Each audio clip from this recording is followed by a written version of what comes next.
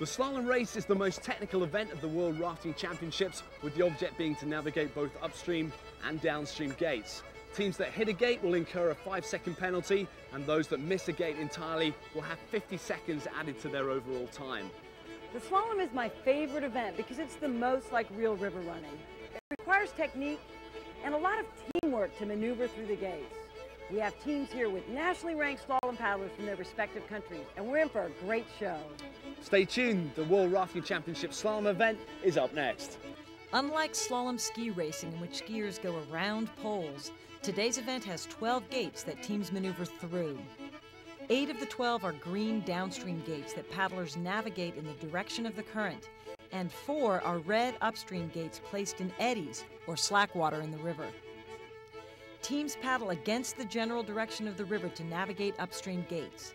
The goal is to be fast and clean through all of the gates, as elapsed time plus penalties incurred when a gate is hit or missed are calculated to determine the overall score.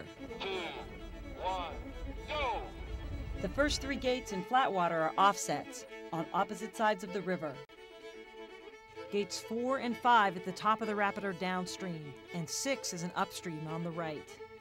The eddy at Gate 6 must be exited as far upstream as possible to reach Gate 7, and the unforgiving course designer clearly intended for this gate to separate the amateurs from the professionals. Gate 8 is downstream in the middle of the current, 9 is upstream tucked in on river right, and 10 awaits teams in a big eddy on river left.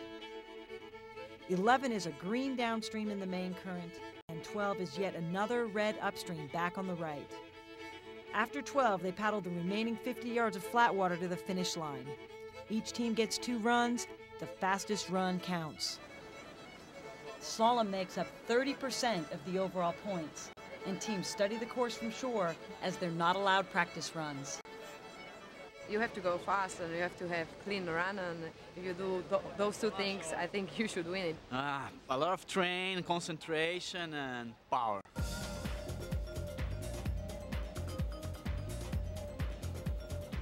The American ladies are first going into the slalom race, but are firmly in last place after having 2 bad runs. The inexperienced Kiwi team has a bad first run, but improves dramatically their second time down, finishing 4th. On their second run, the Canadians show us what teamwork is all about, finishing in 3rd place. Even if we missed 2 gates, we just got it all together and we kept on going straight with our minds focused, and we didn't think of the past. The Slovakian women are strong and they have 2 great runs. All of the women's teams are having trouble with Gate 7, and this team is no exception. But this is their favorite discipline and they've won in the past. By the end of the course, they're elated with their performance. But their joy is short-lived when they find out that the Czech run was even better. The Czech women were able to shave 16 seconds off the already fast Slovakian time by not even attempting to reach the very problematic Gate 7. All the other women's teams missed Gate 7, but spent many precious seconds trying to reach it. The Czechs were fast and clean in the gates, and their strategy paid off.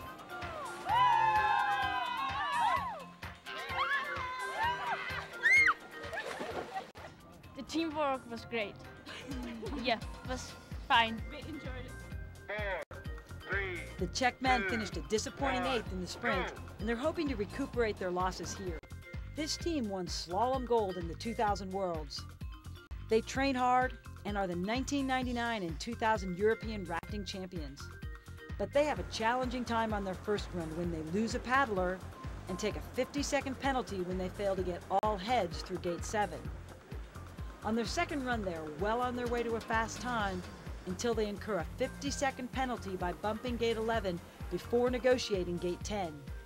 This makes 10 what we call a dead gate. The Czech men have done very well in the past, but a 9th place finish does not make for a happy team. Team Canada looks good on the course, but pulling a swimmer back in takes time, and they finish in 5th place. But as usual, it's their great attitude that shines through. The fun-loving Costa Ricans have been practicing. Despite problems at Gate 7, a few penalties, and even a swimmer toward the bottom of the course, they finish in 4th place. We'll be right back to see how our top competitors fare on this very difficult race course.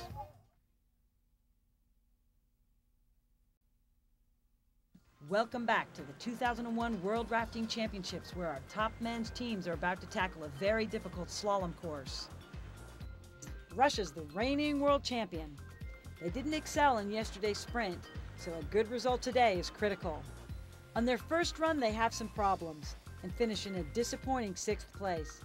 But this is only practice for them, and they hope to improve their second time down. Next is Germany, and they're fast and clean at the top of the course. They have only a touch on 7 and move well back to gates 8 and then 9.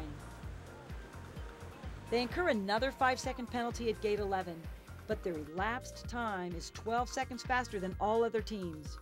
In addition, they have less penalties, so they're firmly in first place with still another run to go. Having won the sprint yesterday, the Italians are in first place, but they touch gate 5, miss the troublesome 7 altogether, and touch 11 while trying to get to 10, which gives them a 50-second penalty. So it's not looking good for the Italians, who are in 6th place after their first run. We're into second runs for our top teams, and it's now do or die for the Russians. They start off well, cleaning the top of the course where they had touches on their previous run. They deftly move through 7 and then 8. Slalom is about making difficult moves while also planning ahead, and these boys are showing us how it's done. By the end of the course, their elapsed time is 7 seconds slower than on their first run, but they are the only team to finish with not a single touch. This very strong run puts them in 2nd place behind the Germans. The Germans have an aggressive start to their second run. The entire team demonstrates gate awareness, always making sure that they're on the right side of the pole, and every paddle stroke is efficient and well placed. They leave the eddy at gate 9 high upstream, making a clean ferry across the river to gate 10. And it's obvious that these guys love the feel of a coordinated team.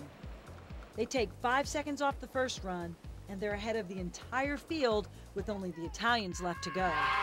There's nothing to do now but celebrate their success and wait to see if it holds. It's now Italy's turn for their second run. They didn't have a good first run, and they must excel now. They have some slalom experience, but this isn't typically their best event. When this team first appeared on the international scene in 1999, they finished 8th overall. But they've made a few changes to their team and have trained a lot. Team Italy has 2 touches, finishing in 3rd place. The Russians are 2nd, and the Germans are the gold medal winners of the slalom event. Went brilliant, actually. Every upstream gate, we just were very, very tight in the gate, even above, so we could actually sneak under the pole, and that makes the time in the slalom.